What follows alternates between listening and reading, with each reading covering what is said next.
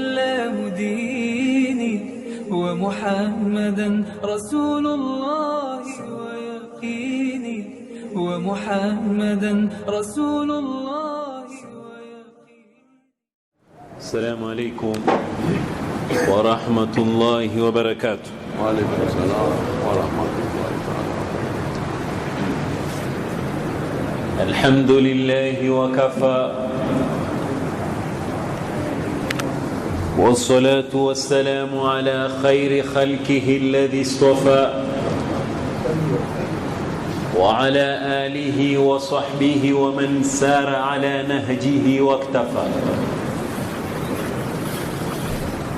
وأشهد أن لا إله إلا الله ولي الصالحين، وأشهد أن سيدنا وحبيبنا وعظيمنا محمدًا عبده ورسوله، وصلى الله على سيدنا محمد وعلى آله وصحبه أجمعين. أما بعد، أيها المسلمون، أوصيكم ونفسي أولاً بتقوى الله تعالى وطاعته. ويقول الحبيب المصطفى في حديثه الشريف: أنا أول من يأخذ خلقة في الجنة فيفتحها الله لي ومعي فقراء المؤمنين،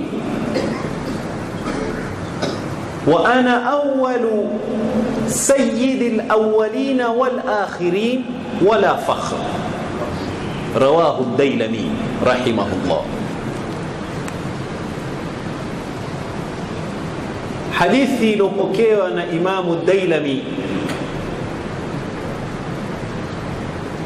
inaomzungumzia ukweli na usahihi wa Mtume Muhammad sallallahu alaihi wasallam. Hii hadithi ndio itakuwa ni nasaha yetu ya swala ya Juma ya leo. Hadithi kama hii ina mafunzo ya ajabu,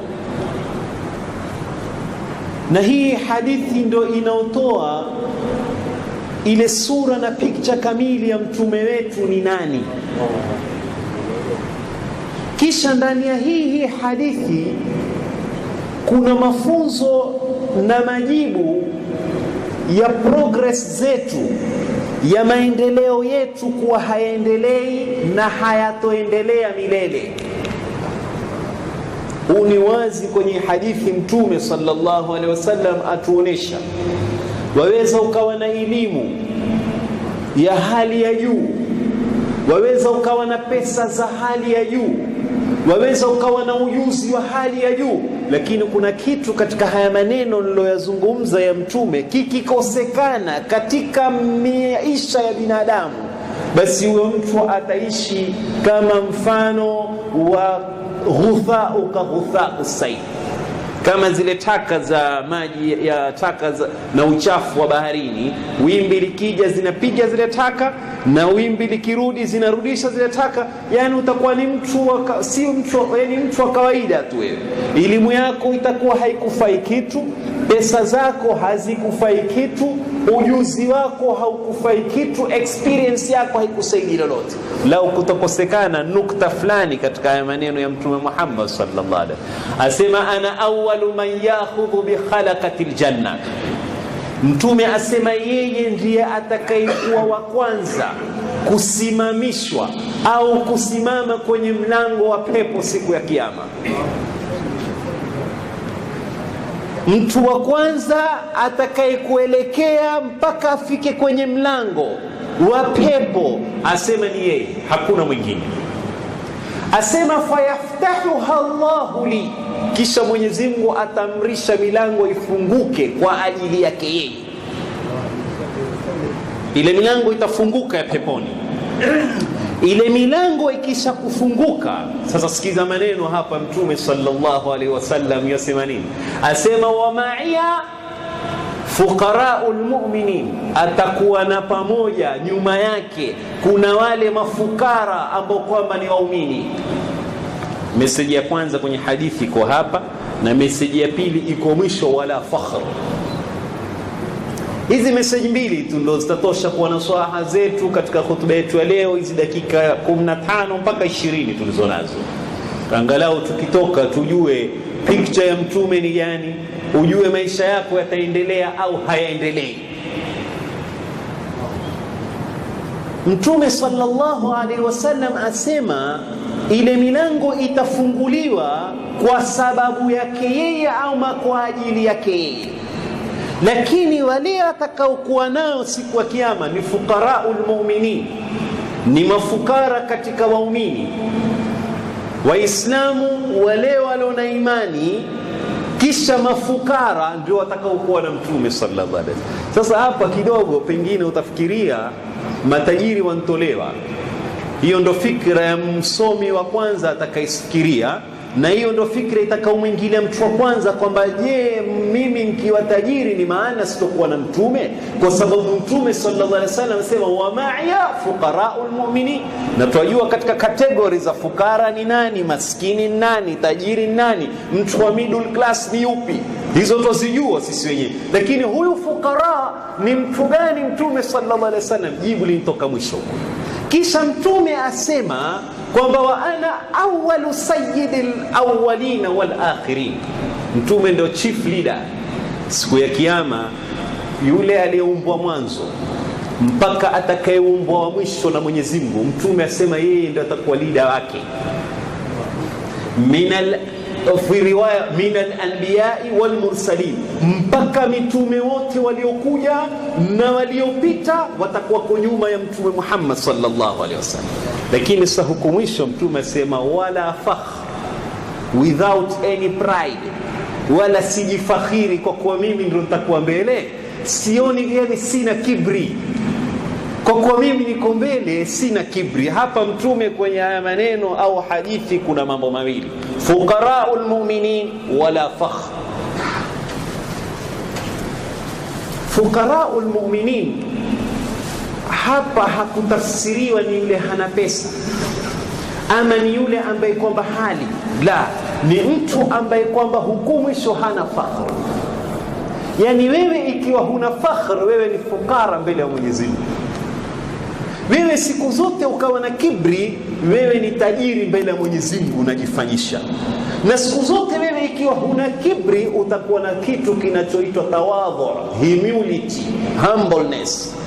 Tawadhu, utakayo alona tawadhu hana kibri, na alona kibri hana tawadhu. Wewe ukiwa na tawadhu, wewe ni fukara mbele ya Mwenyezi Mungu. Na wewe ukiwa na kibri ni kwamba wewe unajionyesha mbele ya Mwenyezi Mungu. Sasa fuqaraul mu'minin, Mtume asema loko nao ni wale watu ulimwenguni waliokuwa na tawadhu. Na hapa haya maneno nitaconnect na yale maneno ya Mtume sallallahu alaihi wasallam, ambapo kwamba Mwenyezi Mungu anasema kwenye hadithi al-Qudsi jalil, asema inma taqabbalu salata mimman tawadha biha li'azamati. Sharuti ya kukubaliwa kuswali kwetu sisi, tuswali alhamdulillah. Hata kuna wengine ikawa swala, lakini sisi tunaoswali alhamdulillah tuko wingi, lakini swala za kubaliwa, Mwenyezi Mungu asema sharti ya kukubali swala yako, inma ataqabbalu salata mimman tawadha biha li'azamati. Swala zetu zinakubaliwa kwa kipimo cha humbleness yetu, cha tawadhu yetu tulionayo, kunyenyekea kwetu ndio kunafanya swala yako ikakubaliwa na Mwenyezi Mungu Subhanahu wa Ta'ala. Ule ufukara wako, unyonge ulionao wewe mbele ya Mwenyezi Mungu ndio kunasababisha swala yako ikubaliwe kwa kipimo hicho. Kile unyenyekevu, ile tawadhu, ile humbleness yako ulionao. Kila tawadhu ikikutoka kwenye mwili wako, ndio Mungu anakutoka na Mtume anakupotea. Tawadhu ndio kitu muhimu sana. Kisha huko Mwenyezi Mungu au Mtume sallallahu alaihi wasallam sema wala fakhr, hana fakhri kwa yeye ndio sayyidul awwalin wal akhirin. Hana fakhr. Ikiwa Mtume hana fakhr, hana pride, ni kwamba Mtume ana tawadhu.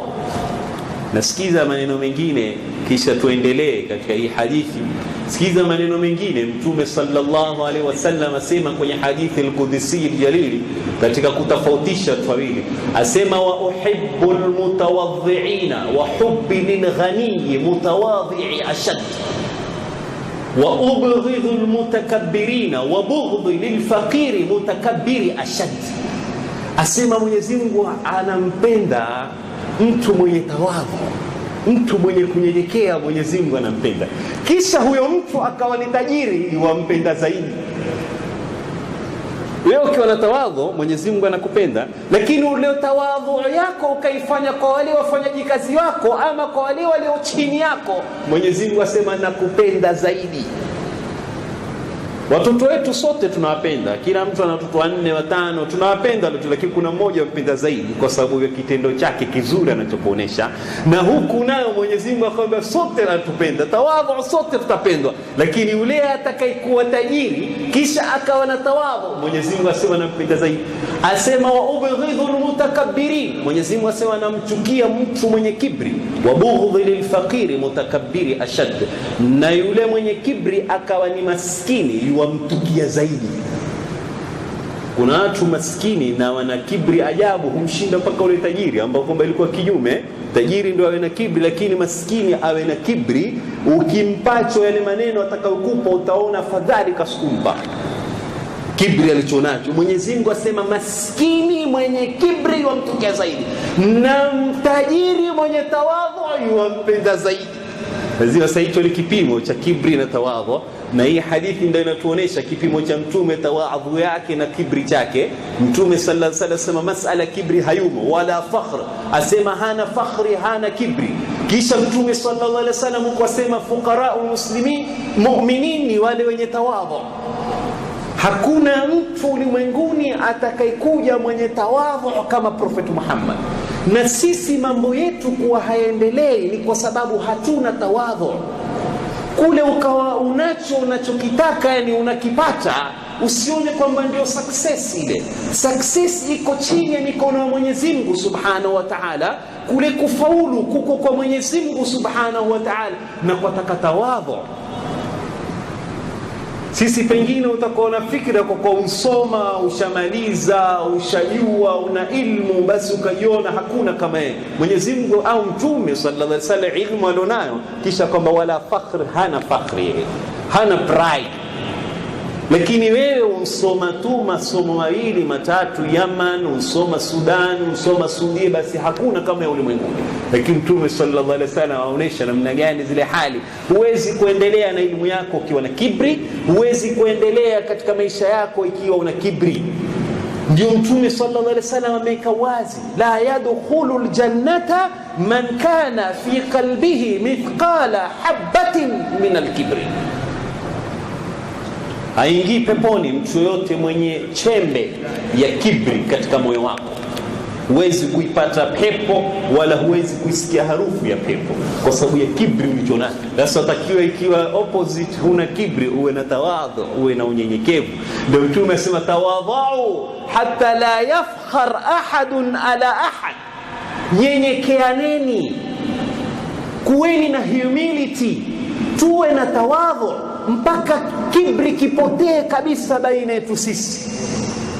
Yaani mtu awe na tawadhu mpaka anyenyekee, ule unyenyekevu mpaka utaondoka kibri. Yaani ukiwa unanyenyekea, sisi fikra yetu tunayoona kwamba ukinyenyekea ndio utakuwa pengine ni mtu very weak, ama utajiona ndio dhaifu nas hapa katika ulimwengu. Kwa sababu gani? Watakionekana na fakhri. La, lakini mtume sallallahu alaihi wasallam anasema man tawadha lillah rafa'ahu Allah.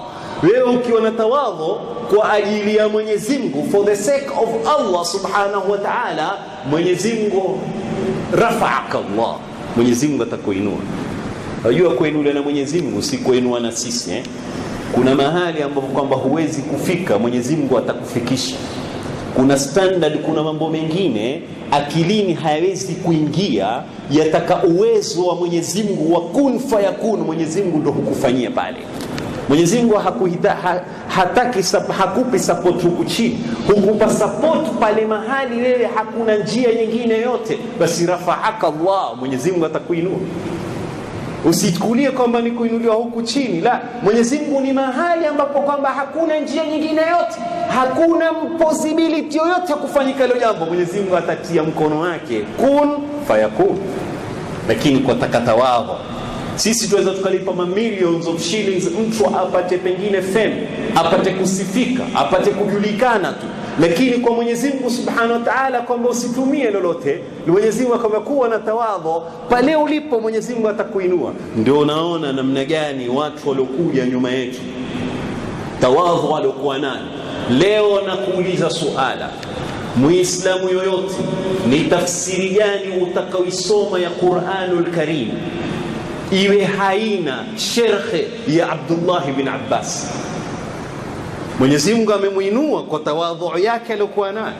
Tafsiri yoyote unaisoma ya Qur'anul Karim lazima ina sharhi ya Abdullah ibn Abbas radhiyallahu anhuma. Kwa sababu gani? Si kwa sababu nyingine, ni tawadhu yake. Si kwa sababu ya pesa, si kwa sababu ya ilmu. Lakini ni wangapi waliokuwa wamesoma lakini kukosa tawadhu, ilmu yao haijulikani tena. Na kuna watu hawakusoma kabisa lakini kwa tawadhu zao wamefariki, lakini mpaka leo watu wanawataja majumbani katika family. Unawamisa hakusoma mzee lakini wamisa kwa tawadhu aliyokuwa nayo. Na mtu ana kibri, yuko ulimwenguni, hutaki hata kumwona. Hizi ndio darajat. Ukaona maswahaba wameinuka, wamesikika, wameweza kucontrol ulimwengu mzima, all hizi continent zote wameweza kucontrol Uislamu. Kwa sababu gani? Ni tawadhu, si kitu kingine, humbleness. Na hii ndio imetoka katika maisha yetu sasa. Watoto wamekuwa hawana tawadhu tena, ambao kwamba hiyo tawadhu yenyewe ndani yake kuna husnul khuluq, tawadhu yenyewe ndani yake kuna alhayau, tawadhu yenyewe ndani yake kuna kila aina tarbia mazuri, yote yako ndani ya tawadhu. Ikiwa mtoto atakosa tawadhu, basi nyumba nzima imeharibika. Ikiwa mama hana tawadhu, watoto wote washaharibika. Ikiwa mzee atakosa tawadhu, utaona ile hali ya nyumbani haiko sawa na haiwezi kutengea. Ikiwa kuna tawadhu, huwezi kuprogress katika maisha yako. Ijapokuwa ni fikra ya kishetani, utajiona kwamba mimi naendelea, lakini tawadhu ndio kitu muhimu sana. Angalia hapa, nimekupa mfano tu mmoja wa Abdullah ibn Abbas. Tawadhu yake ndio alomfanya leo Mwenyezi Mungu Subhanahu wa Ta'ala ameliinua jina lake.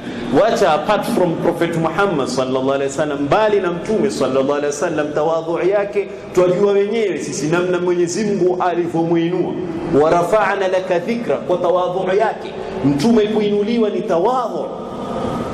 Ilikuwa ni ajabu waliokuwa nayo maswahaba. Mwenyezi Mungu Subhanahu wa Ta'ala kuwainua ni kwa sababu ya tawadhu yao.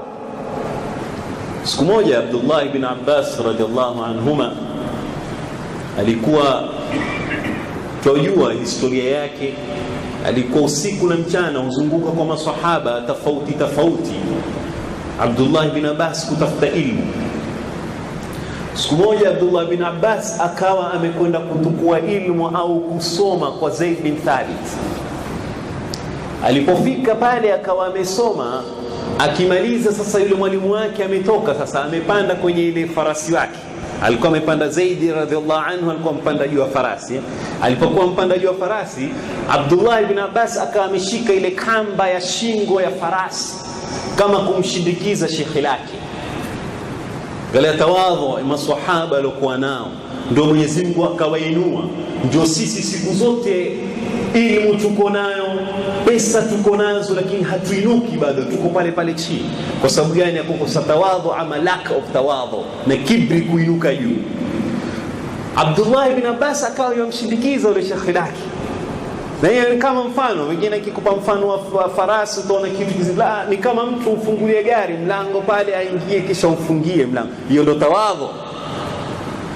Wewe babako aingie kwenye gari ufungue mlango, babako aingie kisha umfungie mlango babako. Hiyo ndio tawadhu. Unapokuwa unatakia Mwenyezi Mungu atakuinua katika maisha yako kwa kitendo kimoja tu cha kumfanyia babako, kwa kitendo kimoja tu kumfanya mamako. Mwenyezi Mungu asema rafa'aka Allah, kuna siku utakuwa uko chini, hakuna anayeweza kukuinua isipokuwa ni Allah.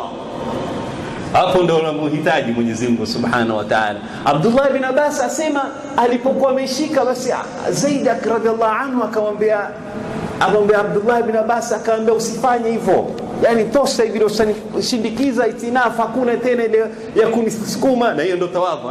Tawadhu ni yule mtu unayemfanyia naye anakupatia return, unamhisi kwamba huyu ndio una tawadhu, sio yule aliyepewa tawadhu kisha akawa na kibri. La, wewe utaona pengine kwa nini watoto wangu hawanipi tawadhu, ni wewe humpi mwanao tawadhu. Mtume sallallahu alaihi wasallam alipokuwa ameswali swala ya Juma, ametoka nje, alipoona grandsons wake wajukuu zake, alimshika Hassan na Hussein akawabeba hivi. Akhnas mmoja katika masahaba Mtume akamwona Mtume amewashika wajukuu zake ambusu huku na huku. Mtume sallallahu alaihi wasallam akamwona Akhnas uso wake kidogo umebadilika, gani aona vitu vya kiajabu ajabu, nini kubeba watoto kitu kama hivyo. Mtume sallallahu alaihi wasallam akamuuliza malak, una kitu gani? Akamwambia Rasulullah, mimi na watoto 9 nyumbani, hata mmoja sijambeba, sikumbuki nimebeba lini. Mtume akamwambia man la yarham la yurham, ikiwa huna tawadhu kwa watoto wako na watoto wako siku zote watakudharau.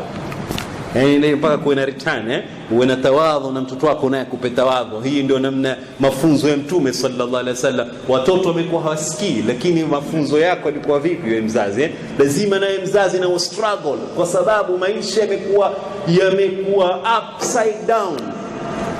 Watoto waweza kukaa mwaka mzima hujui yuko wapi, amekwenda kusoma, lakini katika zile hali za kusoma yuko na nani? Ni mafunzo yako, construction yako chini, foundation yako ulimlea namna gani ndio itakomsaidia ile. Lakini ikiwa bado huku chini uliharibu, hata akalala msikitini, hivyo patakuwa na matatu. Tawadhu na kibri, hizi ndio message za Mtume sallallahu alaihi wasallam. Anatuambia namna gani turudishe chini kibri chetu, tukitoe, kisha tawadhu ije juu. Abdullah ibn Abbas radhiallahu anhuma asema alipokuwa ameshika ile kamba, basi Abdullah ibn Abbas, Zaid amwambia usifanye hivyo, yatosha. Abdullah ibn Abbas akamjibu Zaid radhiallahu anhu, yuko juu ya farasi, akamwambia hakadha umirna an naf'al bikubaraina wa ulamaina. Asema hivi ndivyo Mtume alivyotufundisha, tuwaheshimu wazee wetu na tuwaheshimu wanachuoni wetu. Ani maneno ile. Angalia watu walivyokuwa na tawadhu.